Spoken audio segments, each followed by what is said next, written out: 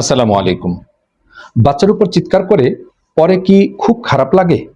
নিজেকে অপরাধী মনে হয়?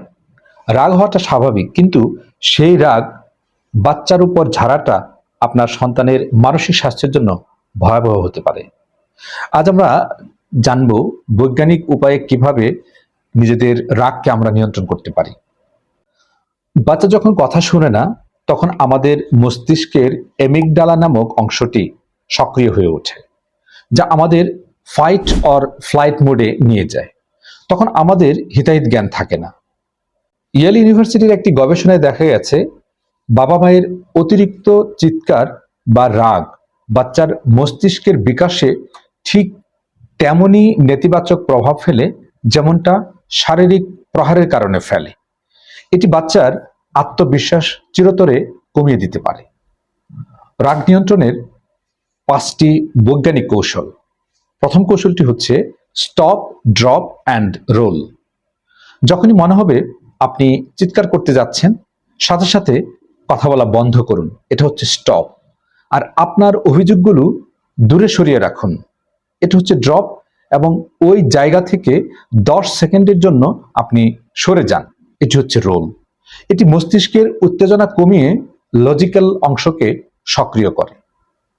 দ্বিতীয় যে বিষয়টি করবেন, নিজের অনুভূতির একটা নাম দিবেন, লেভেল দ্য ইমোশন। মনে মনে নিজেকে বলুন, আমি এখন রেগে আছি কারণ আমি ক্লান্ত। ইউনিভার্সিটি অফ ক্যালিফোর্নিয়ার একটা গবেষণা বলছে, নিজের আবেগকে নাম দিলে, অর্থাৎ লেভেলিং যখন আপনি করবেন, তখন মস্তিষ্কের শান্ত হওয়ার প্রক্রিয়াটা দ্রুত হবে। তারপর যে বিষয়টি করবেন, 5-5-5 ব্রিদিং টেকনিক। রাগের সময় আমাদের হার্ট রেট অনেক বেড়ে যায়। 5 সেকেন্ড ধরে বুক ভরে শ্বাস নিন, তারপর 5 সেকেন্ড ধরে রাখুন এবং 5 সেকেন্ড ধরে সেই শ্বাসটি ছাড়বেন। এটি আপনার নার্ভাস সিস্টেমকে সাথে সাথে শান্ত করবে। 4, বাচ্চার বয়স ও ক্ষমতা বোঝার মতো চেষ্টা করুন। অনেক সময় আমরা 2 বছরের বাচ্চার কাছে 10 বছরের বাচ্চার মতো আচরণ আশা করি।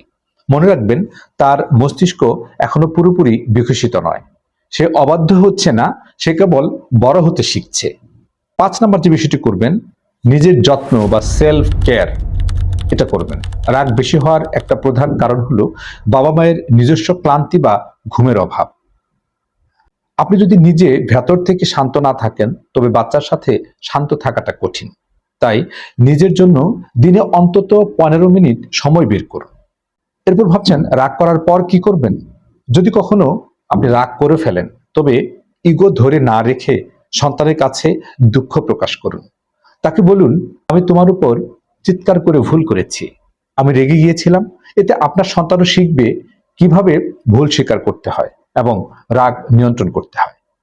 মনে রাখবেন, প্যারেন্টিং মানেই নির্ভুল হওয়া নয়, বরং প্রতিদিন একটু একটু করে নিজেকে উন্নত করা। আপনি কি প্রায়ই বাচ্চার উপর রেগে যান? কোন টেকনিকটি আপনার সবচেয়ে ভালো লেগেছে এবং কোন টেকনিকটি আপনার কাজে লাগবে বলে আপনি মনে করছেন? কমেন্টে জানান। আর ভিডিওটি ভালো লাগলে অবশ্যই শেয়ার করবেন। অন্য কোনো ক্লান্ত বাবা মাকে জানার বা বোঝার সুযোগ তৈরি করে দেবেন, শেখার সুযোগ তৈরি করে দেবেন।